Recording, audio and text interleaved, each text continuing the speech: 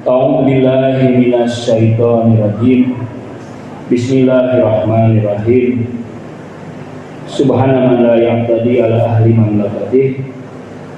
Subhana man la yakhudu ahlal ardi bi alwanil adab. Subhana rabbur rahim. Allahumma ij'alli fi qalbi nuran wa basaran wa fahman wa ilman innaka ala kulli syai'in qadir.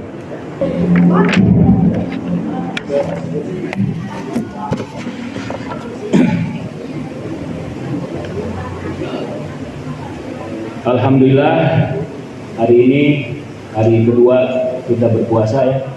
Tinggal sehari lagi ya.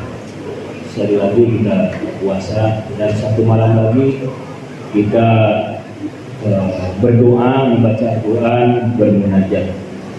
Mudah-mudahan amal ibadah kita diterima oleh Allah Subhanahu wa Ta'ala dan menjadi keberkahan buat kita, buat keluarga kita, buat ibu bapak kita, buat sahabat-sahabat kita, buat guru-guru kita, buat semua orang, kaum muslimin wal muslimat, mukminin wal mukminat.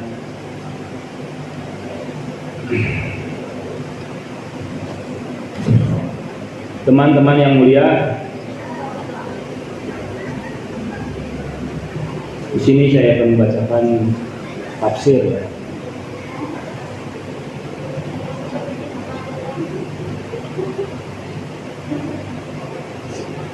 Salah satu afat itu musibah, kecelakaan, hal-hal yang buruk. Kurang.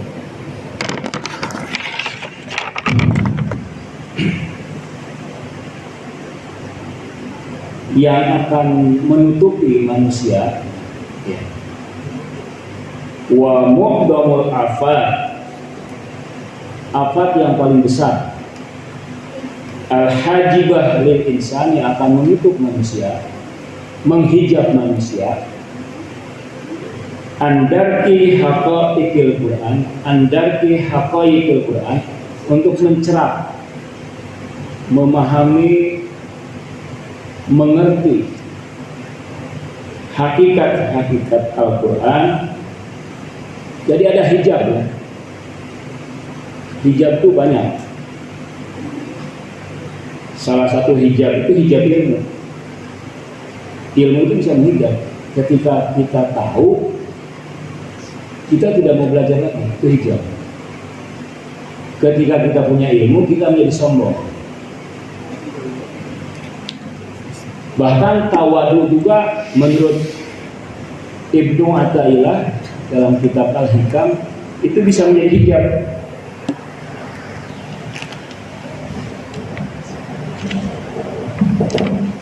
Ketika karena orang tawadu itu merasa mulia, orang yang rendah hati itu merasa mulia, sehingga dia layak tawadu. Karena merasa mulia, merasa mulia itu ya, itu menjadi hijab. Perbuatan baik menjadi hijab. Hati-hati ya. Kalau Imam Ghazali itu punya kitab Al-Maghrur ya. Jadi yang tertipu itu bukan orang-orang awam saja, bukan orang-orang yang berbuat buruk, orang-orang yang bodoh, tapi orang-orang yang alim, yang berbuat baik juga bisa tertipu. Ada babnya dia tuh, Al-Maghrur.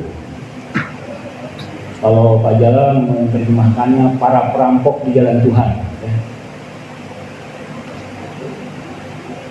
Al-Maghrur. Karena misalnya gini, orang yang berbuat baik, dia tidak waspada tuh ya. Saya sudah merasa berbuat baik, saya sudah merasa banyak biasa, saya sudah puasa, saya sudah iktikaf ya. Nah, dia menjadi tidak waspada ya. Menjadi tidak waspada. Nanti serangan setan itu akan masuk. Dia kan sudah merasa berbuat baik lah, layaklah saya dapat reward. Nah ini akan membuat seseorang yang berbuat baik pun, yang alim pun magrur, tertipu. Jadi hati-hati ya. Janganlah mengandalkan diri, selalu meminta kepada Allah. Bahwa berbuat baik itu bukan dari kita sebetulnya. Kalau tidak ada taufik dari Tuhan, belajar pun kalau tidak tahu taufik dari Tuhan, itu kita tidak mungkin belajar. Tidak punya niat belajar, tidak punya kemauan untuk belajar. Jadi selalu menyerahkan dirinya kepada Allah Subhanahu wa Ta'ala.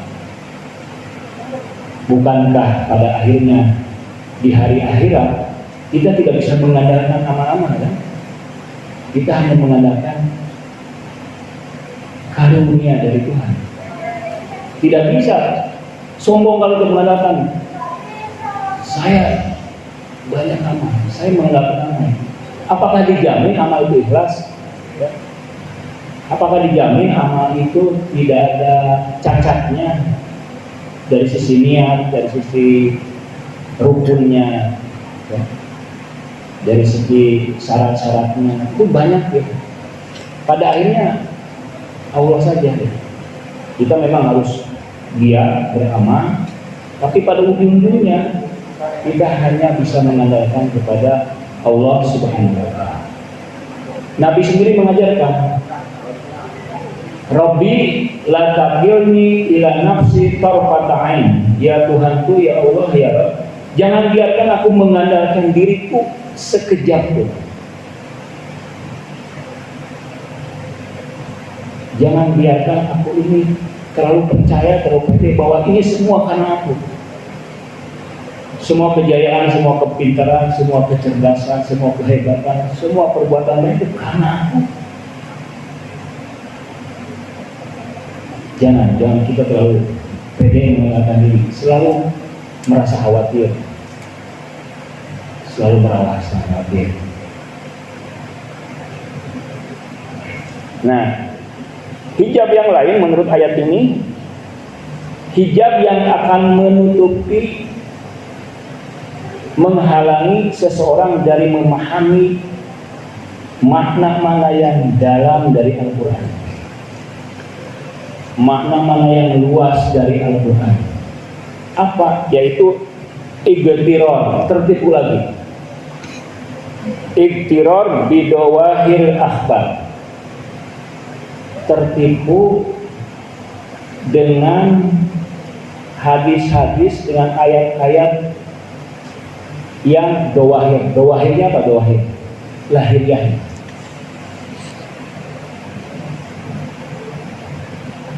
Kalau kita perhatikan ya, ayat-ayat hadis-hadis itu kan kadang-kadang menjadi sumber konflik. Ayatnya sama, hadisnya sama, tapi kenapa berbeda-beda? Karena menurut saya orang itu mencukupkan pada dawahirnya saja, tekstualisnya saja, skripturalisnya saja, tek-tek lahiriahnya saja. Padahal harus digali nih. Misalnya ada ayat, satu ayat, harus digali lagi. Ada ayat-ayat lain nggak yang membackup ayat itu? Ada ayat-ayat lain ya, ada himpunan ayat yang menjadi prinsip yang mendukung ayat itu. Nah, jadi nggak bisa kita mencukupkan satu ayat saja, harus ada ayat-ayat pendukung. Artinya untuk memahami satu ayat, kita harus memahami seluruh Al-Quran. Untuk memahami satu ayat, kita harus memahami paradigma surah tersebut. Untuk memahami paradigma dalam surah tersebut, kita harus memahami paradigma seluruh Al-Quran. Artinya untuk memahami satu ayat, kita harus memahami seluruh Al-Quran. Jadi kalau kita hanya mencukupkan ya, dengan satu ayat, itu kita tertipu.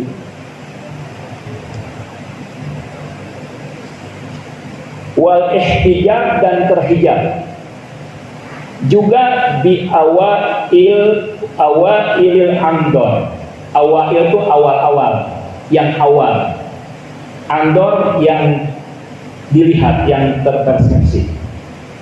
Penampakan pertama, kesan pertama. Kesan pertama selalu menggoda kan? hal yang pertama tampak. Nah itu bisa menghijab, bisa menutupi kita.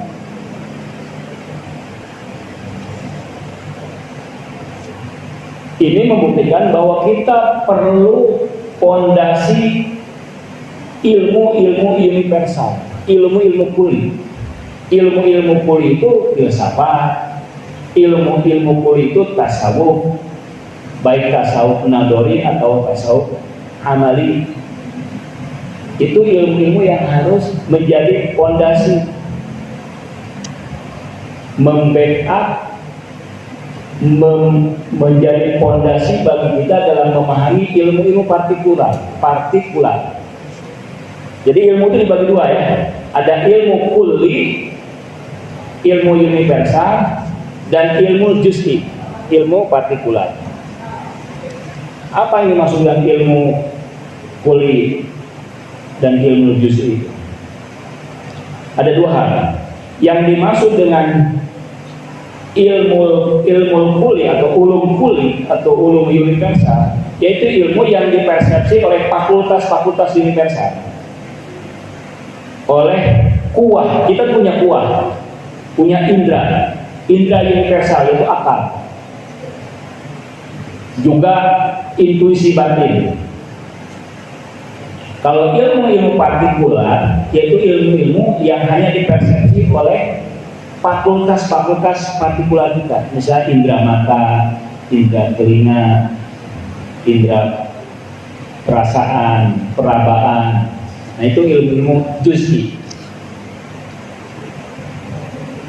Nah ilmu-ilmu juz'i ini yang kita pahami hanya mengandalkan indra lahiriah, itu sebaiknya segera diserahkan kepada yang universal. Karena ketika kita mati, ilmu-ilmu kuli itu disimpan, dipersepsi oleh indra-indra lahiriah kita. Indra-indra lahiriah kita itu adanya pada badan. Badan akan hancur. Dengan hancurnya badan, hancurlah pula anggota lahiriah kita. Maka tidak tersisa lagi yang bisa kita bawa ke alam lain. Nah, di sini pentingnya filsafat, ya. Pentingnya irfan, pentingnya ilmu-ilmu kuli, ilmu-ilmu hikmah muta'aliyah. Karena kalau apa yang kita pelajari dari ilmu-ilmu partikular, yang kita pahami, yang kita persepsi dengan hanya mengandalkan indra-indra partikular kita, mata, telinga, kulit, ya, sensasi, itu akan jadi hilang. Nah, tadi kan pembagiannya dari sisi fakultas ya. Kalau yang dipersepsi oleh fakultas partikular itu ilmu partikular. Tapi kalau yang dipersepsi oleh fakultas universal itu ilmu universal. Dari hal lain, pembagian itu dibagi juga dari objeknya. Kalau objeknya partikular, maka itu ilmu partikular. Kalau objeknya universal, maka itu ilmu universal. Ini perhatikan pembagian ini. Karena ilmu-ilmu yang sejati itu, ilmu-ilmu hakiki itu ilmu universal, ilmu yang abadi, ilmu yang lestari, ilmu yang akan membentuk diri kita. Nah ini hijab. Jadi pertama hijab itu ya hal-hal yang lahir.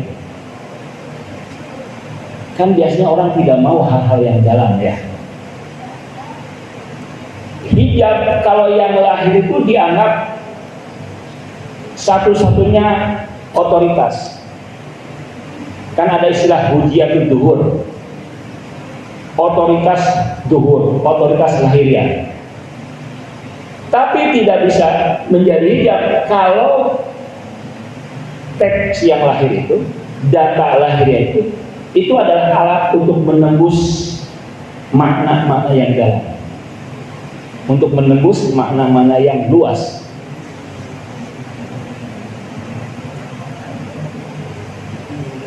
Nah, hijab lain, ada banyak hijab ya. Lakinnaka wahai, akan tetapi ayyuhal magrur, orang yang tertipu, bil masrur, dengan hal-hal yang menyenangkan, dengan hal-hal yang membuat Anda nyaman, itu juga bisa menipu. Apa yang membuat kita nyaman? Ada dua kenyamanan. Kenyamanan itu melahirkan dopamin. Jadi ada cairan yang membuat kita senang, nyaman. Tapi ada jangka pendek, jangka panjang. Dopamin, hal-hal yang menyenangkan jangka panjang, misalnya olahraga. Ini menurut penelitian. Jalan kaki secara rutin 1 jam sehari itu melahirkan dopamin, kenyamanan, kesenangan, dan kebahagiaan. Semangat itu jangka panjang. Jadi kalau Anda kehilangan semangat, kehilangan gairah, bete, menjadi bosan, olahraga 1 jam. Jangan olahraga yang mahal-mahal ya, kayak golf. Itu bukan nyaman ya, membuat pusing ya. Atau apa? Yang mahal-mahal lah, yang harus bayar ya. Olahraga yang jogging misalnya, jalan kaki itu yang murah kan, gratis. Ibnu Sina itu kalau belajar sambil jalan-jalan. Kalau misalnya Anda ingin kuat baca lama sambil jalan-jalan. Kan Masya'iyun peripatetik itu belajar sambil jalan-jalan. Jadi kalau jalan-jalan itu Anda gembira, Anda senang, semangat terus, membaca pun jadi semangat, belajar pun jadi semangat. Nah, jadi membuat semangat itu olahraga. Yang kedua, kita bisa menyelesaikan hal yang rumit. Tantanglah diri Anda menyelesaikan hal yang rumit. Ketika berhasil, tantanglah Anda 1 hari misalnya, 1 minggu ada hal yang sulit, tapi jangan terlalu sulit. Sulitnya sedikit. Begitu Anda berhasil, gembira Anda. Itu melahirkan dopamin, kegembiraan, kesenangan. Jadi sukses story, kisah-kisah kesuksesan, sedikit demi sedikit. Misalnya minggu ini saya ingin menguasai yang sulit sedikit, misalnya apa? Kaidah tafsir misalnya. Misalnya sejarah perang di Islam.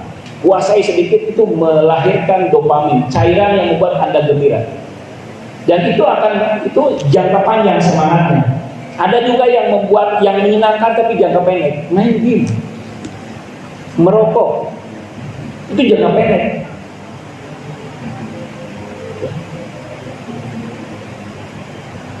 Karena jangka pendek dia akan melahirkan bete, kebosanan.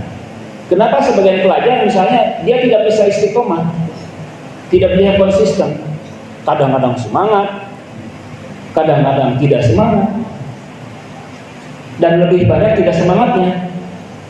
Karena tidak semangat, dia ingin mencari hal yang menghibur, dia ingin menyenangkan diri supaya balik lagi semangatnya, supaya kembali lagi semangatnya.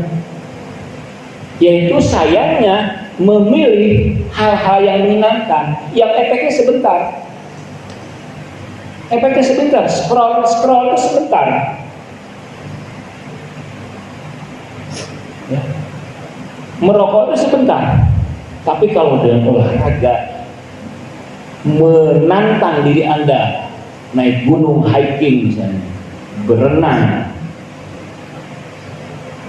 di sungai yang ada piranha, itu kan menantang ya. Nah, itu dopaminnya lama. Karena hidup kita itu sebetulnya digerakkan oleh dopamin. Orang yang suka judi itu karena dopamin. Ya. Ketika dia melihat Ketika melihat angka-angka perjudian tuh dia ini, wah ini ya, dopaminnya bergerak, adrenalinnya, sehingga tidak mungkin dia meninggalkan. Nah, yang kedua apa? Hal-hal yang menyenangkan itu bisa jadi hijab. Sekarang kan kita puasa sebenarnya tidak menyenangkan, kan? Tidak menyenangkan bagi indera-indera lahiriah, tapi membahagiakan bagi akal. Nah, ini lama efeknya. Jadi yang pertama, hijab itu tertipu dengan hal-hal yang eksternal, dengan lahiriah. Yang kedua, tertipu dengan hal-hal yang menyenangkan. Dan yang ketiga, al-masyhur, dengan hal yang populer. Popularitas itu bisa menipu. Kenapa orang suka mengandalkan YouTube, mengandalkan TikTok daripada membaca buku? Karena yang populer itu kan TikTok, yang populer itu YouTube, yang populer itu Instagram, yang populer itu YouTube, Facebook. Ini menurut saya kitab klasik, tapi bicara tentang hal yang modern ya, menarik kan? Ini kitab klasik ini, tapi sangat relevan dengan zaman sekarang tentang Al-Quran. Jadi hal itu menjadi hijab. Kalau kita masih terpikat dengan itu, dengan dawahir, dengan masrur, dengan masyhur, tiga ini, maka kita tidak bisa memahami hakikat Al-Quran. Salah satu tanda tidak bisa memahami hakikat Al-Quran, sebagian dari kita itu tidak nyaman membaca Al-Quran. Paling juga membaca Al-Quran surat-surat itu saja, tidak bisa lama-lama. Orang lain misalnya Jawadi Amuli membaca setiap hari 3 khataman 3 kali. Ayahnya pendiri ICC khatamannya bisa 5 kali. Khatam Al-Quran, bukan satu surat, satu juz saja. Khatam dia, karena nikmat. Membahagiakan apa? Kebahagiaan akal itu tidak ada henti-hentinya. Nah, dan yang ketiga, nah sebab akar dari semua itu adalah kata mufassir ini, kullu dzalika, semua itu li'irabika, karena engkau berpaling, karena engkau menjauh anil ulumir robbaniyah, dari ilmu-ilmu robani, wa asrarit tanzil minal hikmah ilahiyah. Kenapa tanda-tanda igrar itu kita tidak kuat kontemplasi? Kaum yogis kan melatih sampai melatih, berbayar lagi agar bisa kontemplasi, meditasi. Meditasi itu kan perpaduan antara napas ya, berpikir, dan apalagi ada 3 berdasar. Berbayar mahal, karena itu puncak kebahagiaan. Aura cakra muncul di sana, menjamur kan latihan-latihan yoga. Nah kita ini punya. Jadi salah satu tanda itu kita tidak bisa menggunakan akal lagi, karena terlalu banyak berpikir hal-hal partikular, memikirkan hal-hal yang universal. Capek, panas. Makanya kalau panas masukkan ke kulkas ya, dingin ya. Sayangnya ketika panas dopamin cepat, bukan yang lama. Ya saya yang tadi olahraga, menantang diri Anda. 1 minggu Anda tantang diri saya untuk melakukan hal yang sulit. Apa saja? Itu melahirkan dopamin, kebahagiaan. Oh, ternyata saya bisa. Ya kan? Wah, bulan depan lagi 1 lagi tantangan. Sehingga banyak sekali dopamin Anda, dan itu membuat Anda selalu bersemangat. Kenapa? Siapa pendiri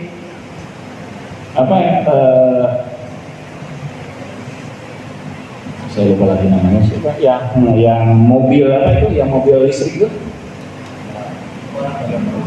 apa? Elon Musk. Kenapa Elon Musk konsisten terus, istiqomah terus? Dia kerja 7 hari, dia cerita, saya kerja 7 hari dan tidur di pabrik.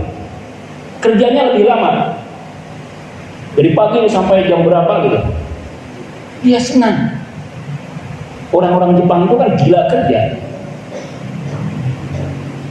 gila belajar, gila membaca. Gila dalam arti positif ya. Membaca di mana? Di stasiun. Membaca di mana? Di mana saja. Ada ahli puisi Indonesia membacanya di WC. Karena kalau di WC keluar ya inspirasi ya. Iya. Katanya kalau orang lagi di WC keluar inspirasi ini. Sehingga harus cepat dituliskan. Putu Wijaya itu salah satunya. Ahli puisi hebat, ahli budayawan hebat. Jadi dia selalu dopaminnya tidak terhenti. Elon Musk itu dia konsisten. Karena kenapa? Dia setiap bulan, setiap tahun melahirkan karya-karya yang sulit dan bisa. Nah itu yang membuat dia terus bersemangat. Kita juga kalau tidak ada tantangan tidak bersemangat kan? Saya dengar kemarin teman-teman yang KKN bete katanya ini segera pulang karena tidak ada tantangan. Anda juga kalau tidak ada tantangan bete Anda. Ya. Yang membuat kita senang dengan hal-hal yang remeh itu sebentar saja. Anda harus menantang diri Anda dengan hal yang sulit, tapi jangan terlalu sulit. Hari ini misalnya saya akan bicara dengan Prabowo lewat email. Sedikit-sedikit aja. Hari ini saya akan telepon Menteri Agama. Halo Pak, Assalamualaikum. Tutup lagi. Apa Pak? Ya tantang diri Anda pada hal yang sulit. Karena itu akan menciptakan sukses story. Saya bisa. Karena Anda itu tak terbatas. Makom Anda itu tak terbatas. Cuma tinggal diaktualkan lagi. Nah, padahal ilmu hikmah, irfan, tasawuf itu adalah Al-Quran mengatakan wa mayyuktaha faqad utiya khairan katsira. Siapa yang dianugerahinya, dia dianugerahi kebaikan yang banyak. Nah, di sini menarik Sokrates bicara, Sokrates ya. Wa ila dzalika usira fi qouli Sukrat. Sokrates itu kan pilar filsuf barat. Gurunya Plato dan gurunya Aristoteles. Wa huwa ahad asatinil hukama. Dia salah satu pondasinya filsafat. Alladzina yang iktabasu anwarul hikmah min miskatin bawatinin nubuwah. Dia adalah termasuk orang-orang yang mengakses, yang bisa mengakses, yang bisa mendapatkan anwarul hikmah, cahaya-cahaya hikmah, cahaya dari filsafat min miskat, dari miskat bawatinin nubuwah, esoteriknya kenabian, intisarinya kenabian. Karena filsafat itu sebenarnya berasal dari land of prophecy, tanah kenabian. Jadi Nabi Muhammad itu dari satu sisi Nabi, tapi dari sisi lain dia seorang filsuf. Karena akalnya sudah mencapai akal mustafat. Kan dalam akal itu ada akal hayula ya, akal malaka, sampai akal tertinggi. Nabi itu paling cerdas. Tapi ketika berbicara, dia bicara menyesuaikan audiennya. Ala qadri ukuli umat. Kalau para filsuf tidak bisa itu bicara elit saja ya, untuk orang-orang elit. Kalau Nabi bicara untuk orang elit dengan bahasa yang elit, untuk orang awam dengan bisa bicara yang sederhana. Nah itu kelebihan Nabi. Jadi filsafat ini sebenarnya berasal dari ranah kenabian.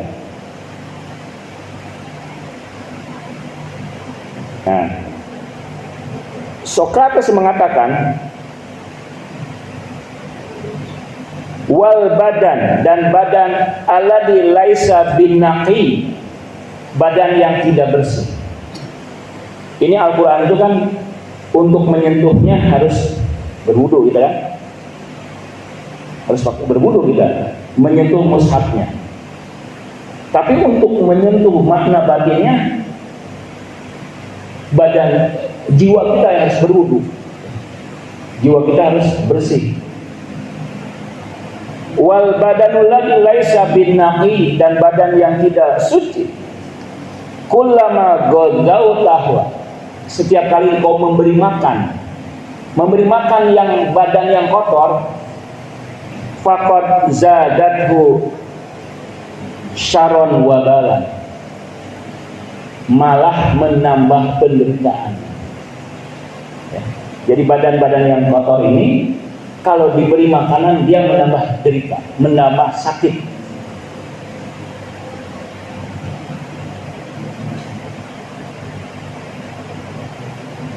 Kemudian dia meneruskan, nah untuk bisa memahami, mengakses ilmu-ilmu robani itu, allati yatawaqqaf al-istiqmalu biha ala tasfiyatus sir an mahabbatis sahawat wa tahliyatil batin anil wasawis wal qudurat. Kembali lagi ya, melakukan katarsis pembersihan. Ini adalah upaya pembersihan. Jadi setelah ini hidupkanlah puasa lagi ya di minggu depan, karena proses pembersihan ini membahagiakan, menyenangkan. Terasa kan kalau di jam 3 jam 4 itu ini main semakin tajam, ya. Semakin jernih, nalar itu semakin jernih. Nah, demikianlah, mudah-mudahan hati-hati dengan magrur, tertipu tadi ya, tertipu dengan hal-hal yang lainnya. Kalian jangan percaya dengan berita-berita lahiriah, tabayun. Jangan percaya ini ayat, ini hadisnya. Cek dulu. Jangan percaya dengan hoax-hoax. Teliti dulu. Sebagai seorang pelajar tidak boleh percaya dengan yang masyhur, yang populer, dengan yang lahiriah saja, dengan yang eksternal saja, dan dengan hal-hal yang menyenangkan. Jangan tertipu.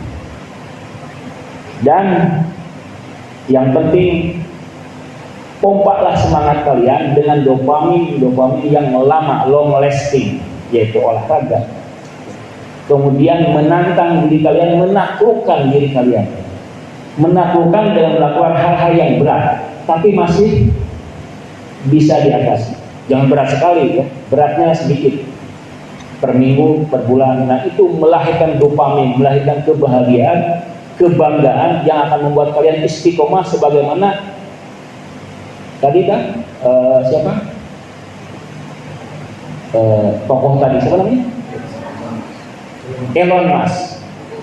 Dan bukan hanya Elon Musk, orang-orang Jepang tadi. Saya punya kawan yang bekerja sama orang-orang Jepang. Orang Jepang itu begadang sampai jam 3. Tapi begitu kerja, dia datang yang paling pagi. Belajarnya, Anda tahu belajar orang-orang Jepang, SMP, SMA. Udah belajar tuh belajar lagi kan? Les matematika, les piano, les fisika. Pulang-pulang jam 2 mengerjakan PR. Mereka tidak ada punya waktu untuk istirahat. Tidak ada punya waktu untuk leha-leha. Sementara kita alangkah banyaknya waktu untuk berleha-leha. Demikian ya, mudah-mudahan bermanfaat bagi diri saya terutama, dan muslimah ini juga untuk semua. Allahumma sholli ala Muhammad wa ala ali Muhammad wa barik ala Muhammad wa ala ali Muhammad bi zati Muhammadin wa ali Muhammad. Shallu ala Muhammadin wa ali Muhammad. Allahumma sholli ala Muhammad wa ali Muhammad.